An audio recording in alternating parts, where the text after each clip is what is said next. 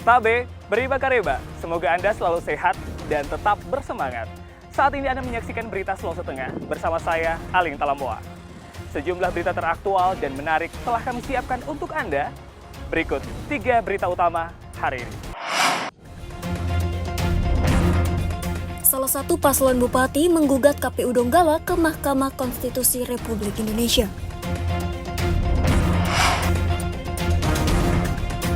Program BMG resmi diterapkan di Sulawesi Tengah dengan menyasar ribuan siswa SMU.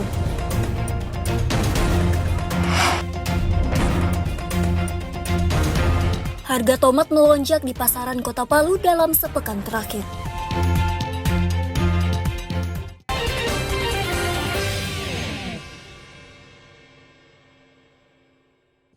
Komisi Pemilihan Umum Kabupaten Donggala sedang menghadapi gugatan di Mahkamah Konstitusi Republik Indonesia. Gugatan diajukan salah satu pasangan calon bupati yang tidak terima dengan hasil rekapitulasi suara yang berbeda dengan pihak KPU. Laporan gugatan pasangan calon nomor urut 5, Yasin dan Syafiah ini diajukan sejak 9 Desember 2024 lalu melalui kuasa hukumnya. Saat ini, gugatan tersebut sedang diproses oleh Mahkamah Konstitusi, kemudian diputuskan apakah diterima atau ditolak. Dalam gugatannya, pihak pemohon juga melaporkan adanya ketidaknetralan beberapa aparatur desa yang mendukung salah satu paslon. Pihak KPU Donggala menyatakan kesiapannya menghadapi gugatan hasil Pilkada 2024 di Mahkamah Konstitusi. Pihak KPU meyakini telah menjalankan prosedur pemilihan kepala daerah sesuai standar yang ditetapkan KPU Pusat, yakni adil, transparan, dan terbuka. Pihak KPU Donggala juga telah menyiapkan dokumen-dokumen yang diperlukan untuk menghadapi gugatan di MK. Bikinkan draft untuk jawaban serta alat-alat bukti yang mungkin menguatkan jawaban kami waktu di persidangan nanti. Pada poin pentingnya, saya selaku divisi hukum siap menghadapi gugatan yang dilakukan oleh paslon nomor 05. Berdasarkan penetapan hasil rekapitulasi penghitungan suara Pilkada Donggala oleh KPU Kabupaten Donggala, pasangan Vera Elena Laruni Taufik M. Burhan menjadi pemenang dengan perolehan 61.883 suara. Sedangkan pasangan Yasin Syafiah berada di peringkat kedua dengan perolehan 50.949 suara. Syamsuddin Tobone melaporkan dari Donggala. Program makan bergizi gratis resmi diluncurkan di Kota Palu Senin pagi. Sebanyak 1.402 paket makanan tersebut dibagikan kepada ribuan siswa. Program andalan Presiden Prabowo ini menyasar 225.000 siswa SMU di Sulawesi Tengah dengan mendapatkan dukungan dana sebesar 3,37 miliar rupiah. Ratusan siswa SMU Negeri 2 Palu ini menikmati paket makanan bergizi gratis yang dibagikan oleh Satuan Pelayanan Pemenuhan Gizi bersama TNI dan Dinas Pendidikan Nasional Sulawesi Tengah. Paket makanan tersebut berisikan nasi, ayam goreng, telur rebus, capcay sayur, tempe orek, dan buah jeruk. Dinas Provinsi Sulawesi Tengah menyambut baik program makan bergizi gratis tersebut dan berterima kasih kepada pemerintah dan pihak yang terlibat dalam program tersebut. Ia berharap program yang didanai dari anggaran Presiden Prabowo Subianto dapat terus dikembangkan demi meningkatkan gizi sekaligus prestasi siswa. Kami dari Dinas Pendidikan memantau langsung bersama dengan teman-teman. Memang dari awal kami sudah melakukan koordinasi rapat intensif dengan pihak ini, Kodim dalam hal ini dengan teman-teman BGN. Nah, memang ada beberapa hal yang kita lihat langsung di sini. Memang yang pertama adalah kesiapan kita dari pihak sekolah. Nah, ini menjadi evaluasi dan tentu juga menjadi himbauan kepada seluruh sekolah penyelenggara makan bergizi gratis.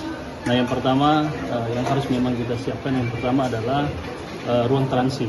Itu menjadi catatan poin dari kami, sehingga ini menjadi poin himbauan. Kemudian juga pihak sekolah harus menunjuk menunjuk personil petugas. Nah, sehingga dalam pendistribusiannya itu lebih terarah, kemudian sterilisasi juga tetap terjaga sampai pada penyajian. Tapi insya Allah akan berkesinambungan demi terciptanya asupan nutrisi bagi anak-anak kami.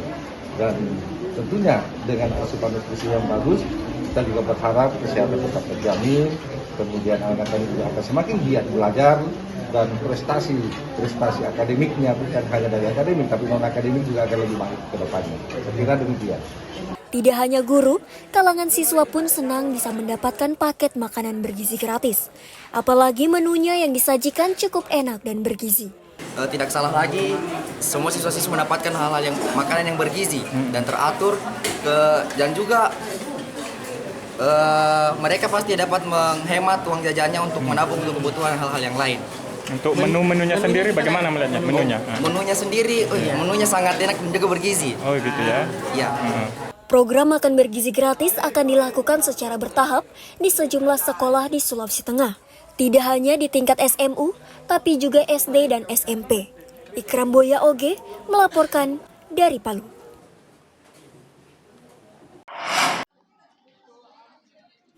Pasca pengumuman kelulusan, ratusan pegawai pemerintah dengan perjanjian kerja alias P3K di Kota Palu segera melengkapi dokumen administrasi. Salah satu yang menjadi persyaratan ialah dokumen hasil pemeriksaan kesehatan. Ratusan P3K pun memadati Rumah Sakit Umum Daerah Anutapura Palu Senin pagi. Meski harus antri selama berjam-jam sejak pagi hari, mereka tetap antusias menunggu hasil pemeriksaan kesehatan yang meliputi jasmani dan narkoba.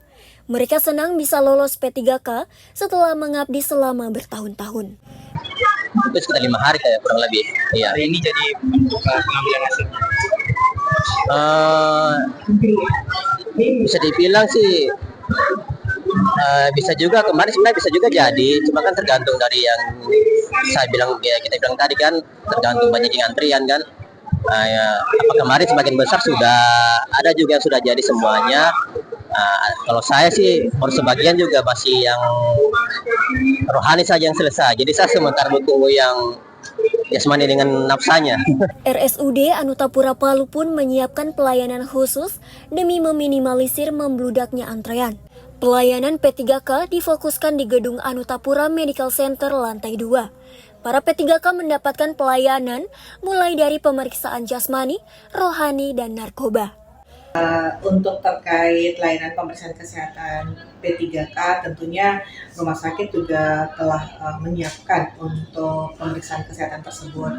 Nah, karena ini ada pemeriksaan haji, tentunya kami membagi layanan tersebut sehingga tidak terdapat stagnansi.